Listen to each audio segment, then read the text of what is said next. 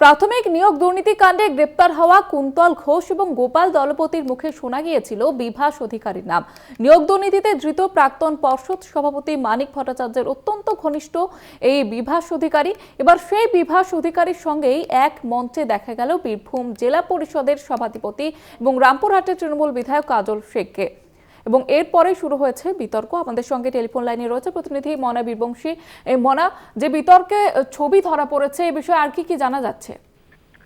দেখো জহিতা, আর কি জানা যাচ্ছে বলতে, গতকালকেই বীরভূমের রামপুরহাটে একটি বেসরকারি অনুষ্ঠান, সেই অনুষ্ঠান মঞ্চে যে ছবি সামনে প্রকাশ্যে এসছে, সেই ছবি ঘিরেই এখন জেলার রাজনৈতিক মহলে একটি তুমুল বিতর্ক কিন্তু শুরু হয়েছে, সেটা বলা যেতে পারে।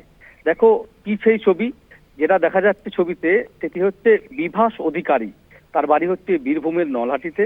তুমি জানো যে বিশেষ করে প্রাথমিক শিক্ষক দুর্নীতি যে কাণ্ড, সেই কাণ্ডে কিন্তু এই বিভাস অধিকারী নাম কিন্তু উঠে এসেছিল সরাসরি ভাবে। তার নলহাটির বাড়ি, আশ্রম, দীর্ঘ সময় ধরে কেন্দ্রীয় এজেন্সি সিবিআই অভিযান চালিয়েছিল। কলকাতার তার ফ্ল্যাট সিল করে দিয়েছিল।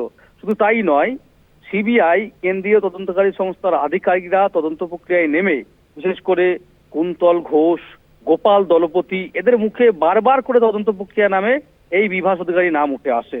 মানিক ভট্টাচার্যের অত্যন্ত ঘনিষ্ঠ পার্থ চট্টোপাধ্যায়ের সাথে সরাসরি ভাবে এর যোগাযোগ রয়েছে।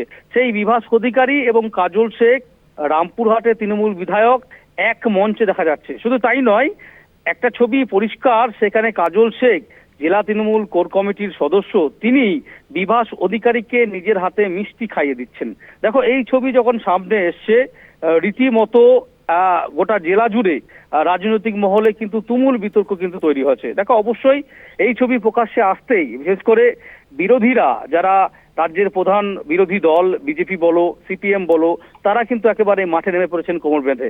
তারা বলছেন যে আসলে এই ছবিটার নতুন কিছু নয়। তৃণমূলের সাথে বিজেপির বা তৃণমূলের সাথে বিশেষ করে যারা দুর্নীতিগ্রস্ত তাদের সাথে যুক্ত রয়েছে, এটা গোপনে বলো প্রকাশ্যে বলো, এটা আছে, মানুষ জানে। এর রিয়াকশন কিন্তু পরবর্তী পর্যায়ে হবে। তবে একটা সময় এক নেতা ছিল বীরভূমের শাসক দলের, সে সিন্ডিকেটের টাকা তুলে কলকাতা পাঠাতো, এখন কাজল শেখের উপর দায়িত্ব পেয়েছে, তাই তাকে রাখতে হচ্ছে, এমনটাই কিন্তু অভিযোগ আর জানিয়ে রীতিমতো কিন্তু এই মুহূর্তে দাঁড়িয়ে বিতর্ক তৈরি হয়েছে। ধন্যবাদ জানাবো তোমাকে মনা।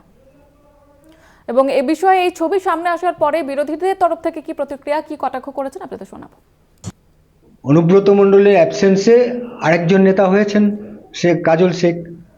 এখন তাদের মধ্যে টানাটানি চলছে, এটা আমরা জনগণকে দেখানোর জন্য টানাটানি চলছে।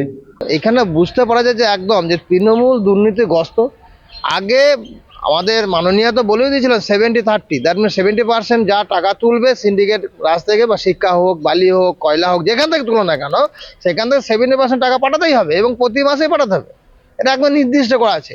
আগে আমাদের যখন অনুব্রত দা ছিলেন তখন তিনি পাঠাতেন, এখন অনুব্রত দা প্রাপ্ত, এখন কাজল শেখ হয়েছে এখানকার সভাধিপতি, সুতরাং তাকে টাকা পাঠাতেই হবে। এটা তো একদম একদম মানে দুবো সত্য।